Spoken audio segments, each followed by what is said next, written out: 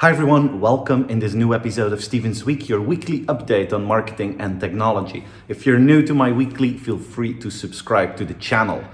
This week, I'm going to talk about the evolution of Facebook Live. I'm going to talk about this e-commerce platform called Shein that now has more downloads in the US than Amazon. And I'm going to talk about a new step in the streaming wars. Welcome to this new episode, everyone.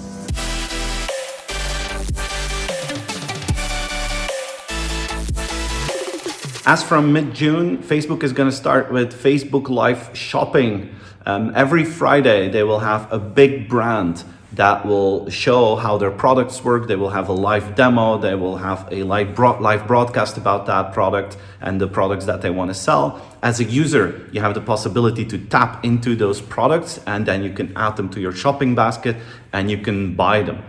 This is interesting for a couple of reasons. First of all, it's really relevant for those brands and for Facebook to look into that because, like I told you in my last weeklies, the traditional advertising model of Facebook is being put under pressure with the new iOS and the new privacy approach that Apple is launching. People don't want to be tracked on the platform, which is a direct attack on their revenue model. So Facebook wants to grow in different fields, and e-commerce, social commerce is a very important one.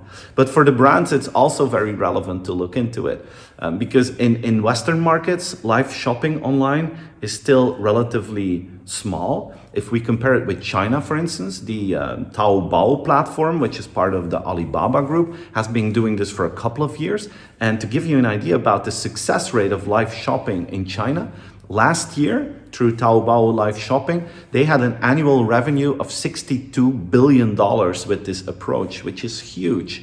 And in the West, it's just starting off. But as I told you in one of my other videos, if you look to how digital is changing, I mean, in past 10 years, we focused solely on convenience. Easy to find, easy to buy. It's still important, but we're starting to see new models where e-commerce becomes more creative, more entertaining, and where people will have shared experiences. Until now, you go to Amazon or Zalando by yourself and you buy something. In the best case, your husband or your wife is part of that experience, but that's about it. It's an individual experience. These live shopping moments are going to be shared experiences where both physically and virtually you're together with friends to enjoy a shopping moment. So we're going to see more creativity. So from multiple angles, it's really interesting as a brand to dive into the opportunities of live shopping. It has a huge potential. It's an alternative for the traditional online advertising model, and it's part of the evolution and the direction that digital experiences are growing into. For the first time this week, Amazon is not the most downloaded app in the United States. The number one position is now taken by the Chinese e-commerce player called Shein. And I am sure that many of you have never heard of Shein.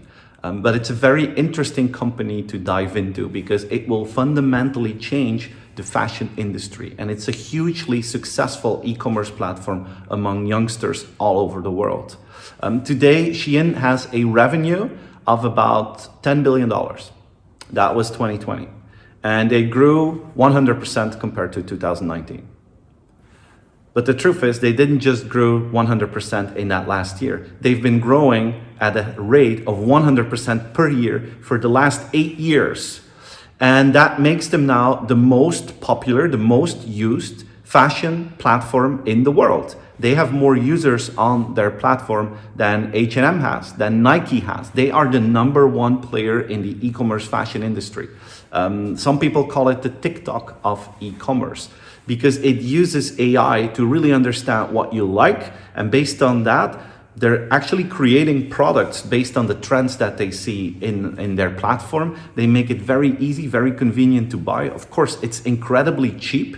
So at this moment, the most popular audience that is using Shein are youngsters, are the youngest generation. This gives them a fun and easy access, and on top of that, a cheap access to all kind of new fashion. This is real-time fashion being sold on a platform that looks almost exactly like a social network. So I would invite you to look into it and definitely try to understand how Shein is changing the fashion industry. And this week we reached that tipping point where it becomes really serious for everyone that this is a big organization growing at rapid pace since they have become the number one e-commerce app in the United States, and they had more downloads than Amazon.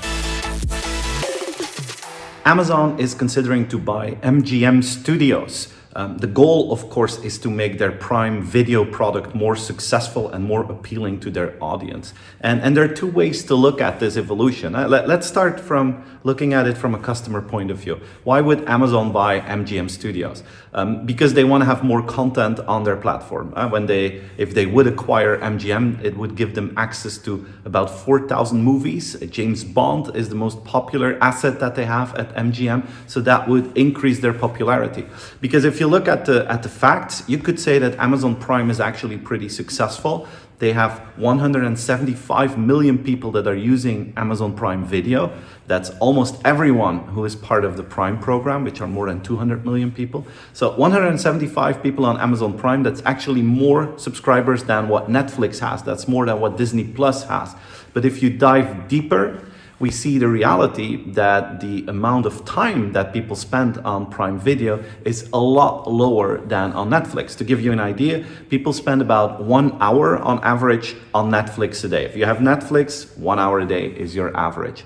If you have Amazon Prime, the average time per day that you're watching that channel is about 19 minutes. So that's a huge, huge difference. So they want to create more engagement to increase the value of their Prime product towards customers. That's one reason why MGM would be very interesting for Amazon. The second dimension is the business case, of course. Today, if Amazon wants to have content on their platform, they have to pay a license fee. This acquisition could mean a switch towards ownership instead of licensing. And that has a double effect. On the one hand, they don't have to pay for the content that they have on their platform because they are the owners. On the other hand, the cost becomes a revenue because they will get additional revenue from other platforms that want to use the MGM content. So the cost becomes a revenue model. So that would flip the model for them, which could be very, very interesting.